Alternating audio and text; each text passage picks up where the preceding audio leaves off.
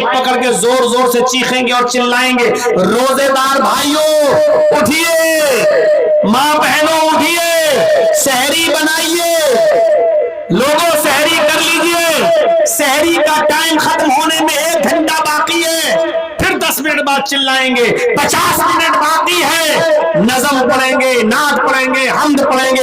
ये सारी की सारी चीजें तकलीफ देने के ज़िम्न में आती हैं। किसने आपको अथॉरिटी दी और पावर दिया कि आप रात में 2 बजे माइक पे चिल्लाएं और आप इसको सवाब का काम समझते हैं? कौन सी हदीस में आया है कि आप लोगों को रोजे के लिए उठाएं? रोजा रखना फर्ज है, रोजे के लिए उठाना किसी हदीस में नहीं आया है। रोजे के लिए उठाते हो? कभी फजर की नमाज के लिए लोगों को रात के 2 बजे से उठाया है? माइक पकड़ के कहिए लोगों फजर की अजान होने में 1 घंटा बाकी है, उठिए उठिए, फिर 50 मिनट बाकी है, उठिए, 40 मिनट बाकी है, उठिए। अरे नमाज ज्यादा अफजल इबादत है या रोजा?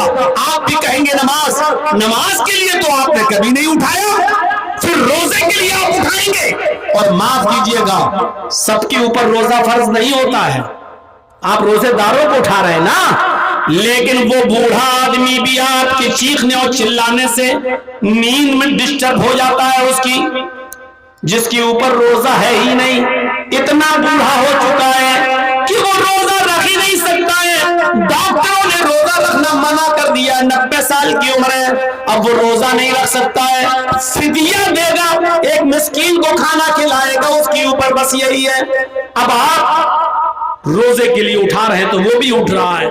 कितने लोग ऐसे, एक तो मेरे पास आया लखनऊ में कि मौलाना हमारी मस्जिद में इतनी जोर जोर से चिल्लाते हैं कि मेरा बाप जिसकी उम्र 85 साल की हो चुकी है और बीमार रहता है, मुझे नींद की गोली देना पड़ती है डॉक्टर की लिखी हुई।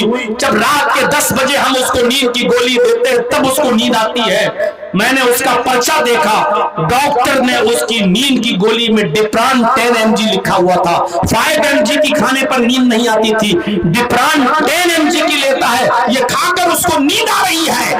कहा मौलाना जब आवाज आती है मस्जिद की तो मेरा बाप जाग जाता है और उसके बाद पूरी रात वो तड़पता है, वो मचलता है, फिर उसको नींद नहीं आती है, वो ब्रेन दिमाग डिप्रेशन का शिकार है, बड़ी मुश्किल से तो वो सोता है। लेकिन रात के 2 बजे ये लोग चीख चीख कर हमारे बाप को जगा देते हैं। इसको दीन का काम आप समझते हो कि रात के 2 बजे उठ गए और चिल्ला रहे हैं और बूढ़े की नींद में डिस्टर्ब हो रहा है? ऐसी तरीके से वो औरतें बेचारी जो अपने बच्चों को दूध पिलाती हैं और डॉक्टरों ने कह दिया है कि ये दूध जब ये खाना खाएंगी तो दूध बनेगा और जब दूध बनेगा तो बच्चे को पिलाएंगी। अगर ये रोजा रखेंगी तो बच्चा भूखा मर जाएगा जो अपनी माँ का दूध पीता है। इसलिए अभी ये रोजा न रखें। तो जो औरतें अपने बच्चों को दूध पिलाती हैं, जो रोजा नहीं रख पा रही है इस मजबूरी की वजह से, आप उनके भी नींद में डिस्टर्ब कर रहे हैं। शरीयत में नहीं है कि किसी की नींद में आप डिस्टर्ब करें। अल्लाह के नबी सल्लल्लाहु अलैहि वसल्लम तो तहज्जुद की नमाज पढ़ने भी जब उठते थे तो इतने आहिस्ता से उठते थे कि उनकी बीवी हजरत आयशा न जाग जाए, बीवी हजरत आयशा की नींद न खुल जाए और आप मारे के पकड़ पकड़ के चीखें और चिल्लाएं कि रोजेदार भाइयों उठिए और सहरी कीजिए, उठिए और सहरी बनाइए। ये चीज बायस सवाब नहीं बल्कि बायस गुनाह है, क्योंकि आप तकलीफ दे रहे हैं उन लोगों को भी जिनके ऊपर रोजा फर्ज नहीं है। हामिला औरत जिसके पेट में बच्चा है, डॉक्टर ने मना किया भी रोजा नहीं रखें, अगर रोजा रखेंगी तो भूखा रहना पड़ेगा और जब भूखा रहेंगी तो पेट में जो बच्चा पल रहा है उसको जब ग़िज़ा की चीज नहीं मिलेगी तो बच्चा पेट में मर जाएगा। कहा वो रोजा नहीं रख सकती है, लेकिन आप उनकी भी नींद में डिस्टर्ब कर रहे हैं, छोटे छोटे बच्चों को भी आप जगा रहे हैं, तो ये चीज तकलीफ देने के ज़िम्न में आती है। इमाततुल अज़ान तरीक, रास्ते से तकलीफ दे चीज को हटा देना भी ईमान का एक हिस्सा है। और तीसरी चीज इस हदीस में बताई गई है, वल हया शुअबतुम मिनल ईमान, हया भी ईमान का एक शोबा है। आज शर्म हया हमारे मुआशरे से निकल गई, शर्म हया खत्म हो गई। बुखारी की हदीस है, अल्लाह के नबी ने फरमाया इज़ा लम तस्तही फफ़अल मा शिता, जब तेरे अंदर शर्म न रही, जब तेरे अंदर से शर्म निकाल ली गई, तो फिर जो तेरा दिल चाहे वो कर। यानी जब शर्म ही नहीं रहेगी तो इंसान के दिल में जो आएगा वो करेगा, जो आएगा वो करेगा, शर्म नहीं रही। और इस वेस्टर्न कल्चर में, इस पश्चिमी सभ्यता ने, इस मगरबी तहजीब ने आज शर्म हया का जनाजा मर्दों के अंदर तो छोड़िए, औरतों के अंदर से भी निकाल कर रख दिया है। हमें नहीं मालूम आपके बिहार का हाल, हमें नहीं मालूम आपके बंगाल का हाल।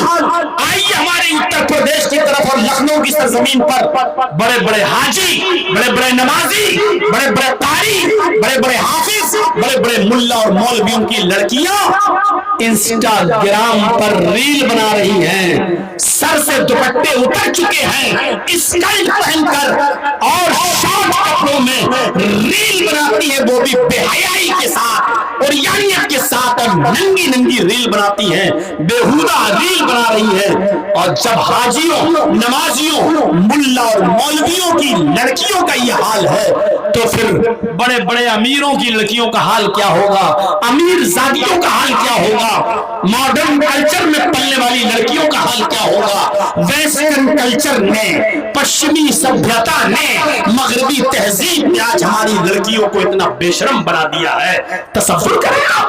घर में रहना इनको बकवास लगता है, घर में रहना कहती है चार दीवारी में कैद करके रख दिया है। वाह मेरी बेटियों, वाह मेरी कौम की बच्चियों, वाह मेरी कौम की बहनों, अपने घर में रहकर अपने बाप के लिए खाना बना देना शर्म की बात है, अपने भाई के लिए खाना बना देना शर्म की बात है। एयर होस्टेस बनकर हवाई जहाज में, एरोप्लेन में पैसेंजर्स को खाना सर्व करना तरक्की की बात है। वाह, ये कौन सी अकल पसंदी है और अकल का दायरा है कि तुम अपने भाई के लिए खाना बनाओ तो ये जिल्लत समझती हो, अपने घर में अपने बाप के लिए खाना बनाओ तो इसको तुम अपनी इंसल्ट समझती हो, और तुम जब एयर होस्टेस बन जाओ तो पैसेंजर्स के सामने खाना सर्व करो, ब्रेकफास्ट सर्व करो तो तुम इसको अपने लिए तरक्की की राह समझती हो।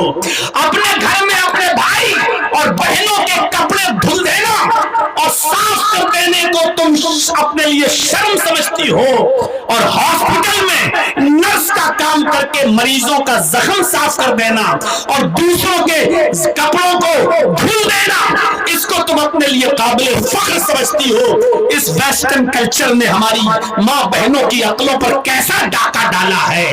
अल्लाह के नबी ने सच फरमाया इज़ा लम तस्तही फफ़अल मा शि'त, जब शर्म हया नहीं रही तो जो तेरा दिल चाहे वो कर। हम अहले हदीस हैं, हमारे यहाँ